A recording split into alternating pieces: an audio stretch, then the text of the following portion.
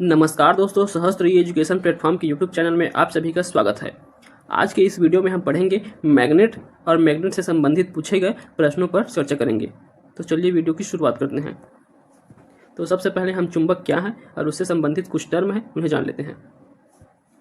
तो लगभग 300 ईसा पूर्व से ज्ञात है कि मैग्नेटाइट नामक एक खनिज पदार्थ के टुकड़ों में लोहे के पदार्थों को आकर्षित करने का गुण है। तो जिन पदार्थों में ऐसे गुण हैं उन पदार्थों को चुंबक कहते हैं और लोहे को आकर्षित करने के उनके गुण को चुंबकत्व कहते हैं। मैग्नेटाइट को एक प्राकृतिक चुंबक कहा जाता है क्योंकि ये जो है प्रकृति में मिलते हैं, इस कारण इन्हें प्राकृतिक चुंबक कहा जाता है। मैग्नेटाइट कुछ और नहीं, वह जो है लोहे का एक ऑक्साइड है जिसे Fe3O4 से प्रदर्शित करते हैं। आइए कृत्रिम चुंबक क्या है उसे जान लेते हैं। तो कृत्रिम चुंबक कुछ पदार्थों को कृत्रिम विधियों द्वारा चुंबक बनाया जाता है, उन्हें कृत्रिम चुंबक कहते हैं। जैसे कि है लोहा, इस्पात, कोबाल्ट, इन्हें कृत्रिम विधि द्वारा चुंबक बनाते हैं, अतः इन्हें कृत्रिम चुंबक कहेंगे। ये चुंबक जो है विभिन्न आकृतियां की होती है, जैसे कि छड़ चुंबक, घोड़नाल चुंबक, चुंबकी सुई आदि। तो ये छड़ चुंबक छड़ के समान आकृति का होगा, घोड़ नामक चुंबक जो है घोड़ के नाल अर्थात यू की आकृति का होता है, और चुंबकी सुई जो है सुई के समान होता है। तो ये जो है चुंबक है। तो चलिए अब इससे संबंधित प्रश्न है उन्हें देखते हैं। निम्नलिखित में से कौन सा प्राकृतिक चुंबक का एक उदाहरण है? ऑप्शन ए दंड चुंबक, ऑप्शन बी घूर्णनाल चुंबक, ऑप्शन सी लोडस्टोन या मैग्नेटाइट चुंबक, ऑप्शन डी विद्युत चुंबक। तो कौन से प्राकृतिक चुंबक होते हैं? तो अभी हम देखे हैं कि मैग्नेटाइट जो है प्राकृतिक चुंबक होते हैं। मैग्नेटाइट जो है लोहे का क्या होता है, अयस्क होता है, जिसे Fe3O4 से के रूप में रिप्रेजेंट करते हैं। इसकी जानकारी हमें 600 BC से है। तो चलिए अगला प्रश्न देख लेते हैं। निम्नलिखित में से कौन से कथन सही हैं? कथन पहला है मैग्नेटाइट एक प्राकृतिक चुंबक है। कथन दूसरा है स्वतंत्र पूर्वक लटकी चुंबक हमेशा नॉर्थ साउथ दिशा में संरेखित होती है। तो देखिए पहला ऑप्शन तो सही है, इसका पहला जो है सही है, मैग्नेटाइट एक प्राकृतिक चुंबक है।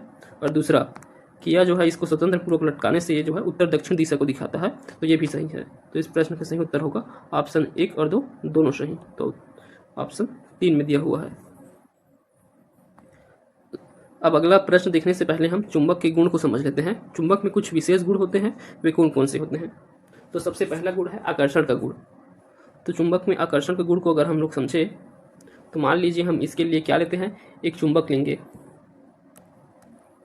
एक चुंबक लेते हैं तो चुंबक है, एक चुंबक में क्या होता है, एक नॉर्थ पोल होता है और एक साउथ पोल होता है। इसके किनारे को जो उत्तरी किनारा रहेगा उसको उत्तर ध्रुव और दक्षिण किनारा है उसे दक्षिणी ध्रुव कहते हैं।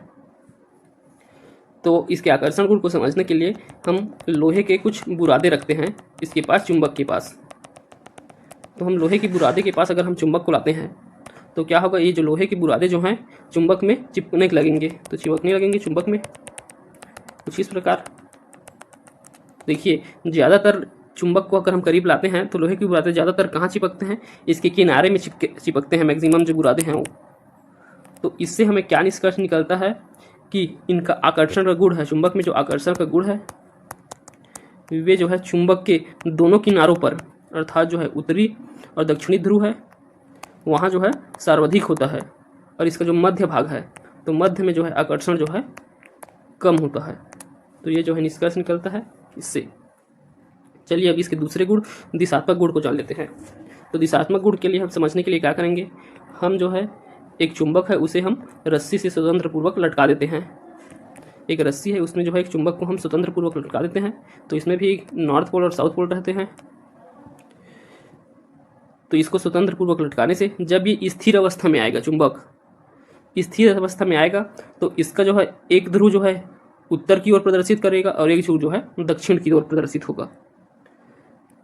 तो देखिए जो उत्तर की ओर ध्रुव रहेगा उसे हम उत्तरी ध्रुव कहेंगे और जो दक्षिण की तरफ रहेगा उसे हम दक्षिणी ध्रुव कहेंगे। ठीक, तो दिशात्मक गुण से हमें दिशा की सूचना मिलती है। तो इस प्रकार हम पहचान ले सकते हैं कि कौन सा उत्तर है, कौन सा दक्षिण दिशा है। तो ये जो है चुंबक का दिशात्मक गुण है। और इसके जो उत्तरी है इसी को धनात्मक ध्रुव भी कहते हैं और दक्षिणी ध्रुव है उसे हम ऋणात्मक ध्रुव भी कहते हैं। चलिए अब इसके तीसरा गुण है ध्रुवों का आकर्षण एवं प्रतिकर्षण, उसे समझ लेते हैं। तो आकर्षण का गुण को पहले देखते हैं। तो ध्रुवों में आकर्षण कब होगा? जब असमान ध्रुव रहेंगे। एक चुंबक है, ये इसका N ध्रुव है, ये S है, और ये एक चुंबक है, ये इसका N ध्रुव है, ये जो है S ध्रुव है। तो देखिए ये S है और ये N है, तो दोनों जो है असमान ध्रुव हैं, तो इनके बीच जो है आकर्षण का गुण रहता है, अट्रैक्शन रहेगा। और यही जब N S चुंबक हैं और ये जो है S N, तो अब देखिए ये जो है समान ध्रुव आ गए, तो ये समान ध्रुव हो गए, तो इनके बीच जो है प्रतिकर्षण का गुण रहेगा, जिसे रिपल्सन कहते हैं। तो ये जो है ध्रुवों में आकर्षण और प्रतिकर्षण का गुण होता है। और एक और जो है चुंबक है, और चुंबक को हम कितना भी टुकड़ा करें, इसे कितने बार भी हम लोग इसे तोड़ दें, तो इसके जितना भी टुकड़े करने से जो नया टुकड़ा बनेगा, छोटा से छोटा भी टुकड़ा रहेगा, उन सभी टुकड़ों में जो है नॉर्थ और साउथ पोल दोनों फिर से बन जाएंगे। अर्थात चुंबक जो है अकेला कभी जो है एक पोल नहीं रहता है, उसका ध्रुव में जो है एक नॉर्थ बस नहीं रहेगा या एक साउथ बस नहीं रहेगा, उसको कितना भी टुकड़ा कर लो उसमें एक नॉर्थ पोल और एक साउथ पोल अलग से बन ही जाते हैं। तो इसे भी आपको याद रखना है। अब अगला गुण देखते हैं। तो चुंबकीय प्रेरण का गुण, जिसे मैग्नेटिक इंडक्शन के नाम से जानते हैं। तो चुंबकीय पदार्थों में प्रेरण द्वारा चुंबकत्व उत्पन्न करने का जो गुण होता है उसे चुंबकीय प्रेरण कहते हैं। तो अगर इसे समझे तो हम लोग मान लीजिए कोई एक चुंबक है जिसमें बहुत ही ज़्यादा शक्ति है, मतलब विशाल शक्ति वाला एक चुंबक है मान लीजिए। तो एक नॉर्थ पोल होगा, एक साउथ पोल होगा।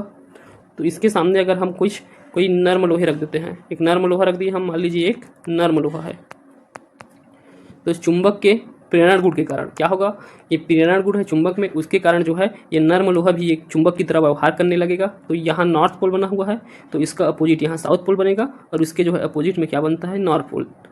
तो ये जो है चुंबक अपने प्रेरण शक्ति के कारण जो नए पास में जो लौह पदार्थ रहेंगे उन पदार्थ को ये खुद चुंबक बना देता है। इसी को जो है चुंबकीय प्रेरण का गुण कहते हैं। तो चलिए अगला देखते हैं। अब अगला है चुंबकीय क्षेत्र। तो चुंबकीय क्षेत्र क्या होगा? तो चुंबकीय क्षेत्र चुंबक के चारों ओर का वह क्षेत्र होता है जिसमें चुंबक के प्रभाव का अनुभव किया जा सकता है। अर्थात ये एक चुंबक है, तो चुंबक का प्रभाव जो है जितना एरिया तक जाएगा, इसका चारों दिशा में जितना एरिया तक जाएगा वो जो क्षेत्र जो है चुंबकीय क्षेत्र कहलाता है। और चुंबकीय क्षेत्र की अगर मात्रक की बात करें तो इसका जो है मात्रक दो प्रकार के होंगे, एक CGS पद्धति में और दूसरा जो है SI पद्धति में। तो CGS पद्धति में इसका मात्रक जो होता है वो होता है गॉस, और SI पद्धति में इसका मात्रक जो है टेस्ला होता है। ठीक, तो ये हो गया चुंबकीय क्षेत्र। और अगला देख लेते हैं चुंबक में चुंबकशीलता का गुण। तो चुंबकशीलता का गुण पदार्थ का वह गुण जिसके कारण उसके भीतर चुंबकीय बल रेखाओं की संघनता बढ़ जाती है, उसे जो है चुंबकशीलता कहते हैं। इसका मात्रा जो है हेनरी मीटर प्रति मीटर होता है, हेनरी प्रति मीटर। देखिए चुंबकीय बल रेखाएं को आगे समझेंगे। तो चुंबकीय बल रेखाएं वे बल रेखाएं होती है, ये काल्पनिक रेखाएं होती है जहाँ चुंबकीय क्षेत्र दिखाई देता है और उनकी दिशा जो है सतत प्रदर्शित होता है, तो उन्हें चुंबकीय बल रेखाएं कहते हैं। और ये चुंबकीय बल रेखाएं जहाँ संघनन हो या फिर कम हो जिस गुण के कारण उसे जो है चुंबकशीलता कहते हैं। चलिए अब अभी जो चुंबक के गुण पढ़े हैं उससे संबंधित पूछे गए प्रश्न को देख लेते हैं। तो प्रश्न है, अब एक चुंबक दो टुकड़ों में टूट जाता है, यदि इन दोनों टुकड़ों को एक दूसरे के करीब लाया जाए तो वे ऑप्शन ए एक दूसरे को आकर्षित करेंगे, ऑप्शन बी एक दूसरे को प्रतिकर्षित करेंगे, ऑप्शन सी आकर्षित करेंगे या प्रतिकर्षित करेंगे, ऑप्शन डी ना तो आकर्षित करेंगे ना ही प्रतिकर्षित करेंगे। तो अभी मैं बताया था कि अगर कोई चुंबक है उसे चाहे कितना भी टुकड़ा कर ले हम लोग, वो क्या रहेगा, उसमें फिर से एक नया नॉर्थ पोल बनेगा, एक फिर से नया साउथ पोल बनेगा, अर्थात फिर से वो चुंबक की तरह व्यवहार करने लगेगा। और चुंबक में कौन सा गुण रहता है, आकर्षण और प्रतिकर्षण दोनों गुण रहता है। इस प्रकार इस प्रश्न का सही उत्तर हो जाएगा आकर्षित करेंगे या फिर प्रतिकर्षित करेंगे, अर्थात आकर्षित भी कर सकते हैं और प्रतिकर्षित भी कर सकते हैं। चलिए अगला देख लेते हैं। जब एक चुंबक को लंबाई के अनुप्रस्थ दो बराबर भागों में काट दिया जाता है तो ध्रुवीय दृढ़ता खाली स्थान होती है और लंबाई खाली स्थान तक कम हो जाती है। तो अब इसमें जो है खाली स्थान में क्या आएगा उसे देखते हैं।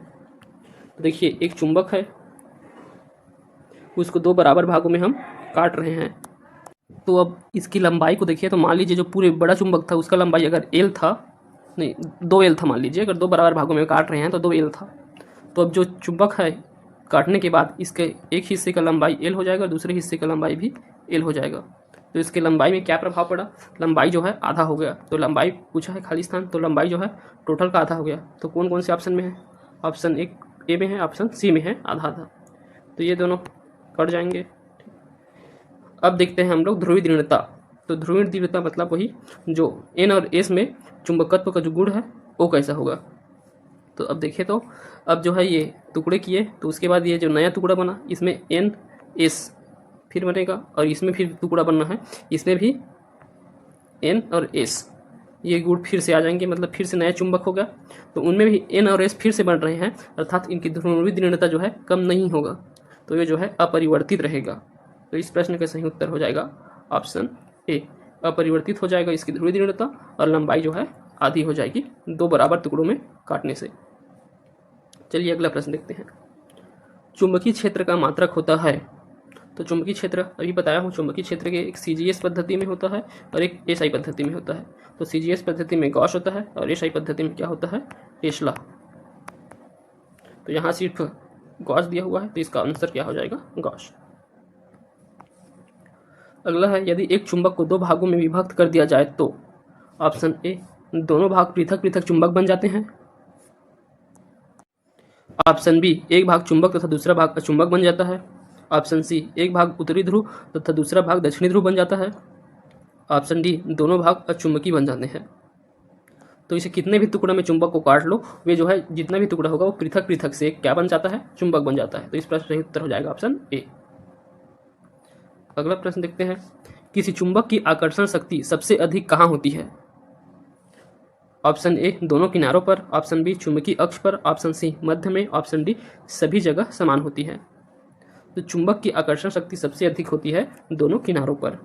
इसके लिए हम लोहे के बुरादे वाला एग्जाम्पल देखे थे, जिसमें लोहे के बुरादे रखे थे, वहाँ पास चुंबक लाएं तो उसके किनारों में जो है सर्वाधिक क्या लगेगा, जो लोहे के बुरादे हैं वहाँ जाके चिपक जाएंगे। तो जो है दोनों किनारों पे जो है सबसे ज़्यादा आकर्षण शक्ति होता है। अगला है, किसी चुंबक की आकर्षण शक्ति सबसे कम कहाँ होती है। तो सबसे कम कहाँ होती है, चुंबक के मध्य में होता है। तो इस प्रश्न का सही उत्तर क्या हो जाएगा, चुंबक के मध्य में। मध्य में जो है लोहे की बुरादे कम चिपकते हैं, तो यहाँ सबसे कम आकर्षण गुण होता है। अब आगे प्रश्न देखने से पहले हम चुंबकीय पदार्थों के प्रकार को जान लेते हैं। तो चुंबक के प्रभाव के आधार पर उन्हें 3 प्रकारों में बांटा गया है चुंबकीय पदार्थों को।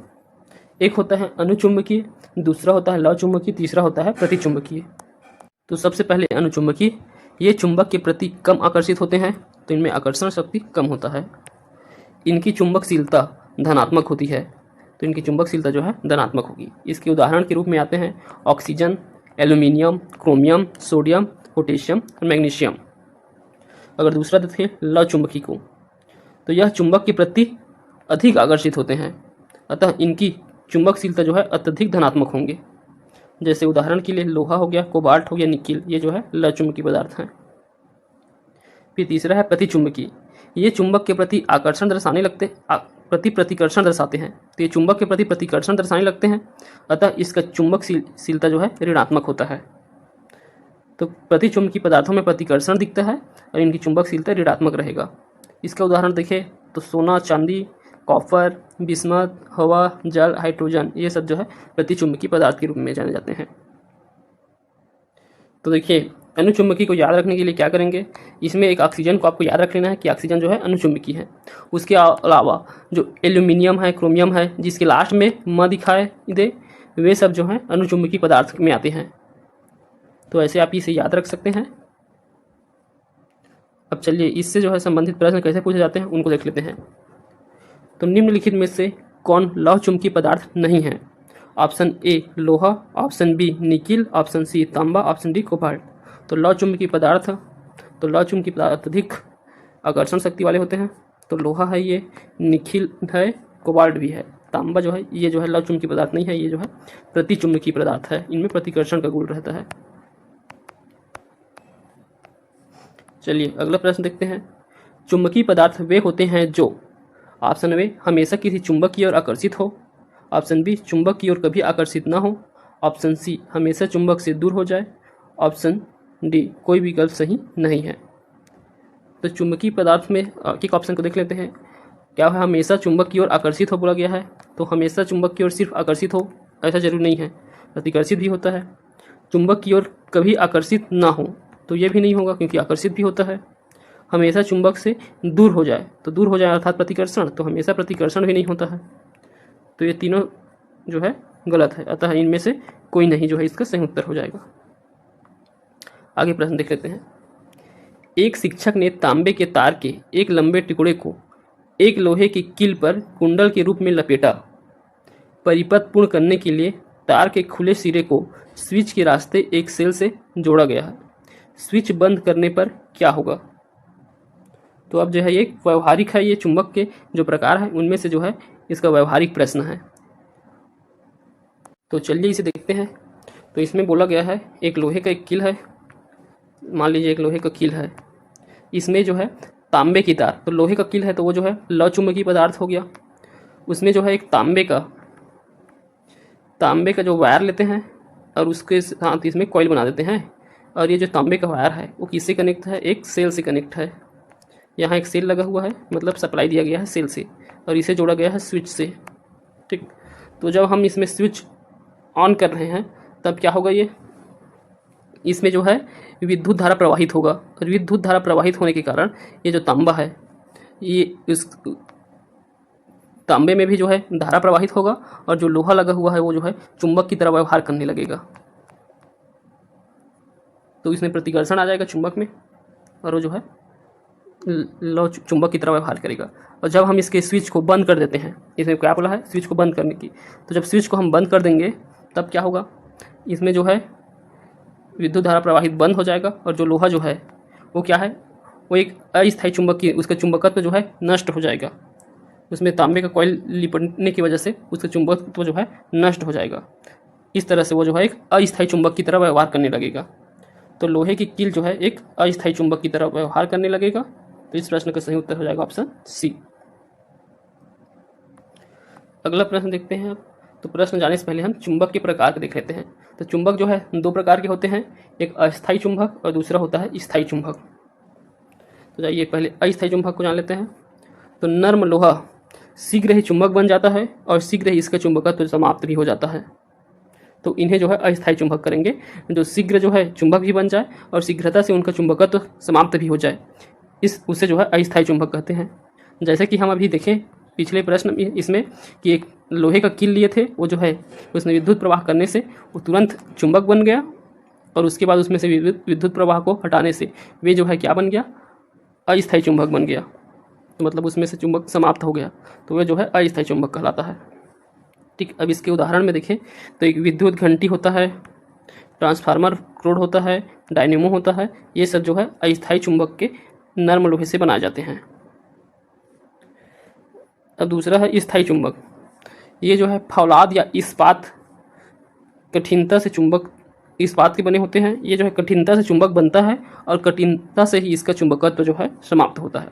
अर्थात चुंबक बनाने के लिए इसे कठिनता आती है और चुंबकत्व इसका बहुत देर से जाता है, इसका नष्ट आसानी से नहीं होता है।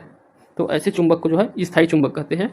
और ये जो है फौलाद इस्पात के बने होते हैं स्थायी चुंबक, और अस्थायी चुंबक जो है नर्म लोहे के बने होते हैं। उदाहरण देखें तो लाउड स्पीकर हो गया, दिक्सूचक, गैल्वेनोमीटर आदि के स्थायी चुंबक जो है इस्पात के ही बनाए जाते हैं। तो इन सब में जो है इस्पात के स्थायी चुंबक लगे होते हैं। अब इससे संबंधित प्रश्न देख लेते हैं। स्थायी चुंबक के निर्माण के लिए निम्नलिखित में से कौन सा पदार्थ सर्वाधिक उपयुक्त है? तो स्थायी चुंबक के लिए अभी देखे हैं कौन सा इस्पात सबसे ज़्यादा उपयुक्त है। अगला देख लेते हैं, विद्युत चुंबक नर्म लोहे के बनाए जाते हैं, क्यों? तो विद्युत चुंबक नर्म लोहे के क्यों बनाए जाते हैं? तो इसमें क्या होता है, अधिक चुंबकीय प्रवृत्ति होता है, तो इनकी चुंबकीय प्रवृत्ति जो है अधिक होगा। अधिक चुंबकीय प्रवृत्ति हुआ और क्या होता है, अधिक इनकी धारण क्षमता भी होता है। अभी मैं बताया था कि जो है नर्म लोहे जो है जल्दी चुंबक बन जाते हैं और इनकी जल्दी चुंबकत्व समाप्त हो जाता है। तो इनकी चुंबकत्व की प्रवृत्ति अधिक होता है और साथ ही अधिक धारण क्षमता भी होता है। तो इसका आंसर जो है ऑप्शन सी हो जाएगा। अगला है, स्थायी चुंबकन किस स्थिति में किया जा सकता है? तो स्थायी चुंबकन कौन सी स्थिति में होता है? ऑप्शन ए ढलवा लोहा, ऑप्शन बी पीटवा लोहा, ऑप्शन सी कच्चा लोहा, ऑप्शन डी इस्पात। तो इसका सही उत्तर है ऑप्शन डी इस्पात। तो इस्पात में जो है स्थायी चुंबकन की स्थिति होता है। अब हम चुंबकीय क्षेत्र की तीव्रता और चुंबकीय बल रेखाएं क्या होते हैं उसे समझ लेते हैं। तो सबसे पहले हम चुंबकीय क्षेत्र की तीव्रता को देखते हैं। तो चुंबकीय क्षेत्र की तीव्रता क्या होगा? तो चुंबकीय क्षेत्र में क्षेत्र के लंबवत एकांक लंबाई का ऐसा चालक तार रखा जाए जिसमें एकांक प्रबलता की धारा प्रवाहित हो रही हो, तो चालक पर लगने वाला बल चुंबकीय क्षेत्र की तीव्रता का माप होगा। तो चुंबकीय क्षेत्र है, चुंबकीय क्षेत्र मान लीजिए एक चुंबकीय क्षेत्र है यहाँ, तो यहाँ हम एक एकांक लंबाई की जो है चालक तार को रखते हैं। इसके कैसे रखेंगे? लंबवत।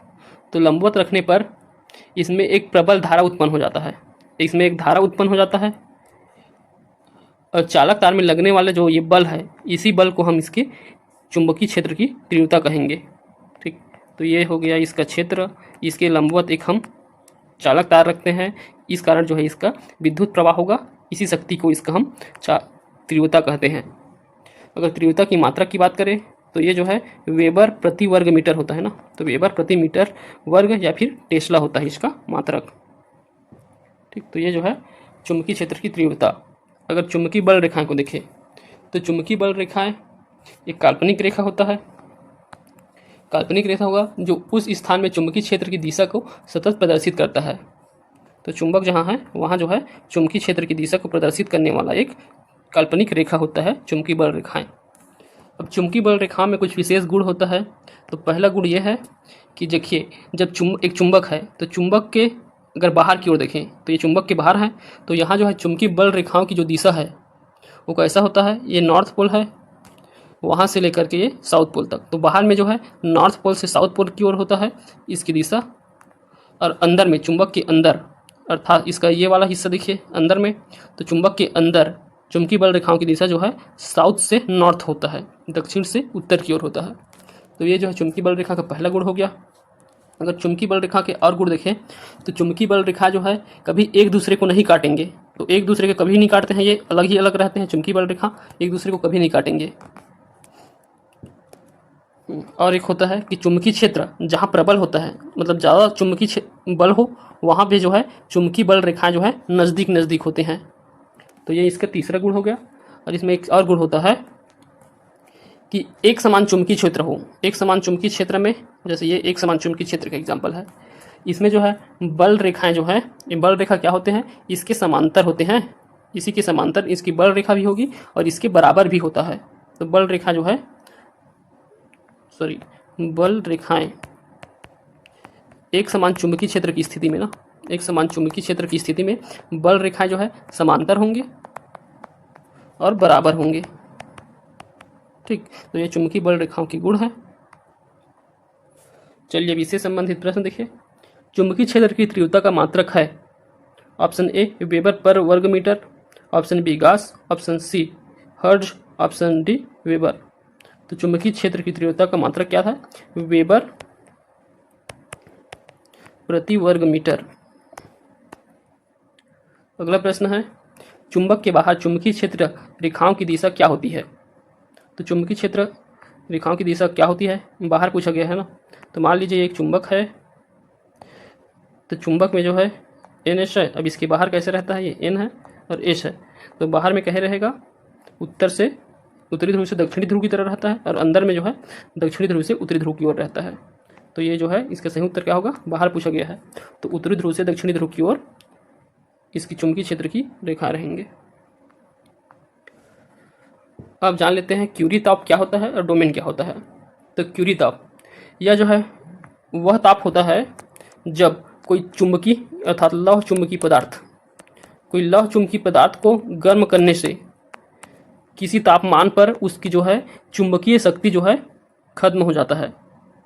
तो एक तापमान में हम गर्म करेंगे तो उस तापमान में, जिस तापमान में उसका चुंबकीय गुण खत्म हो जाता है, चुंबकीय गुण खत्म हो जाएगा, उसी तापमान को हम क्यूरी तापमान के नाम से जानते हैं, इसे क्यूरी टेम्परेचर कहते हैं।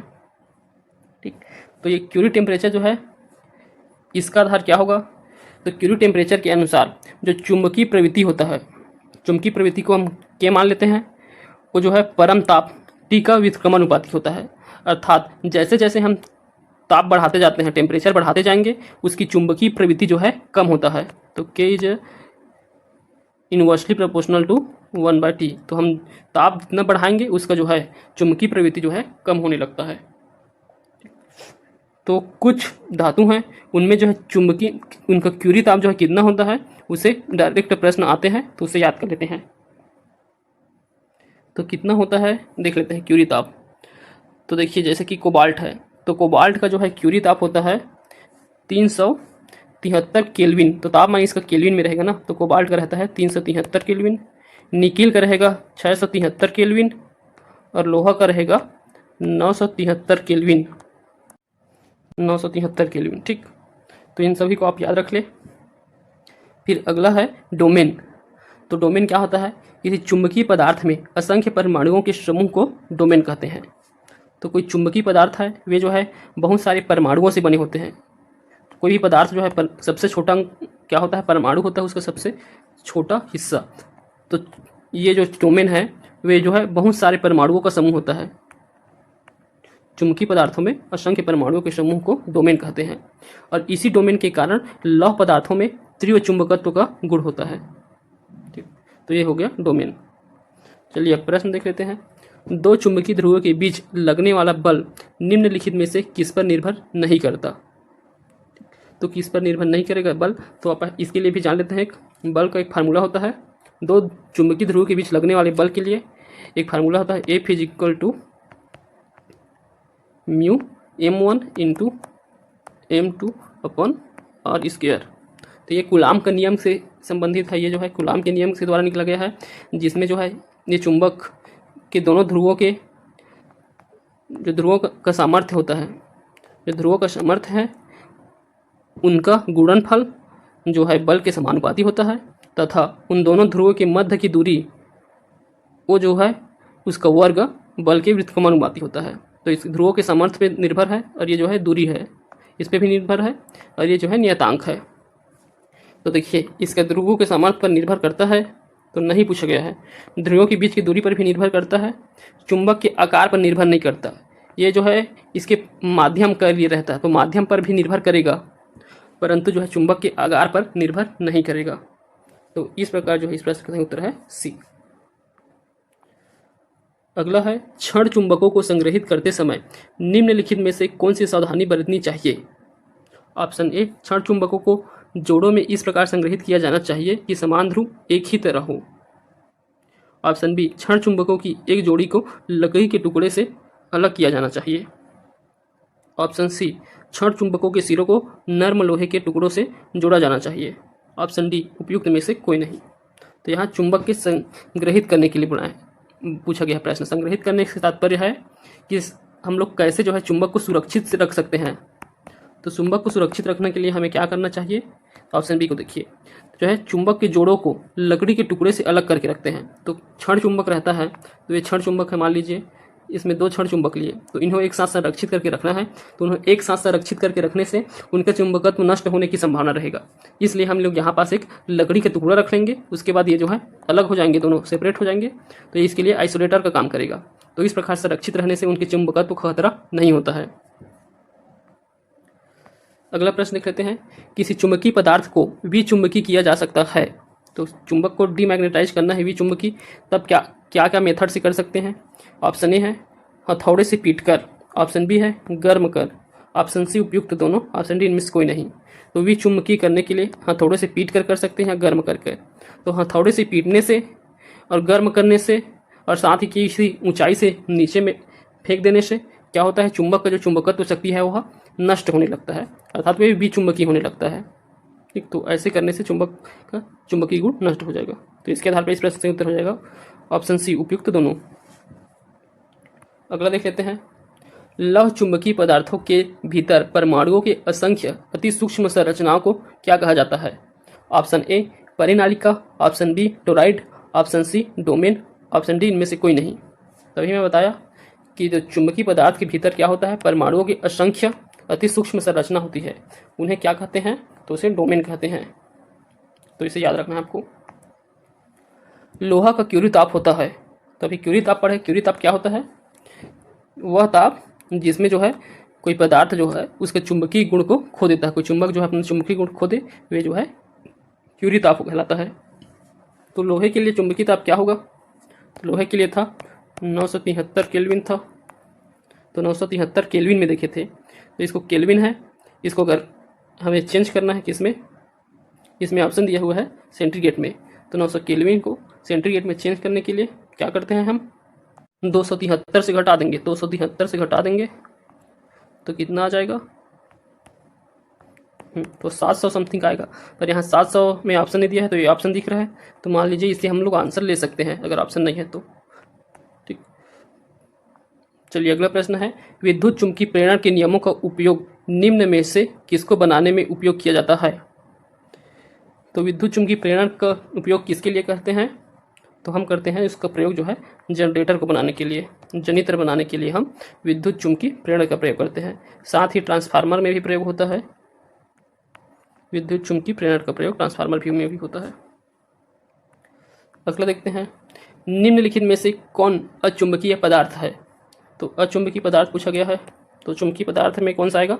ऑक्सीजन। तो ऑक्सीजन आता है एक, और इसके अलावा जिसके अंतिम में म लगा हो, जैसे एल्यूमिनियम, सोडियम, कैल्शियम, ये सब भी अनुचुंबकीय पदार्थ में आएंगे। ठीक, आज का अंतिम प्रश्न है, एक समान चुंबकीय क्षेत्र में बल रेखाएं होनी चाहिए। ऑप्शन ए अभिसारी, ऑप्शन बी एक दूसरे के समांतर, ऑप्शन सी अपसारी, ऑप्शन डी प्रतिच्छेद। तो मैं चुंबकीय बल रेखाएं के गुणों में बताया था कि जब एक समान चुंबकीय क्षेत्र की स्थिति होता है, एक समान चुंबकीय क्षेत्र की स्थिति है ये, तब इसकी बल रेखाएं कैसे होता है? इसके समांतर होता है और इसके बराबर होता है। तो इसकी बल रेखाएं जो हैं एक दूसरे के बराबर होंगे और क्या होते हैं? समांतर होते हैं। ठीक, तो ये भी इसका सही उत्तर हो जाएगा। तो आज ये कौन सा था? चुंबक। और इससे पहले हम जो है बल एवं गति, ऊष्मा और ताप और ध्वनि, 3 टॉपिक और पढ़ चुके हैं। तो अगर आपको वीडियो पसंद आ रहा है तो लाइक कीजिए, शेयर कीजिए, कोई डाउट हो तो कमेंट कीजिए और चैनल को सब्सक्राइब कर ले ऐसे ही वीडियो देखने के लिए। धन्यवाद।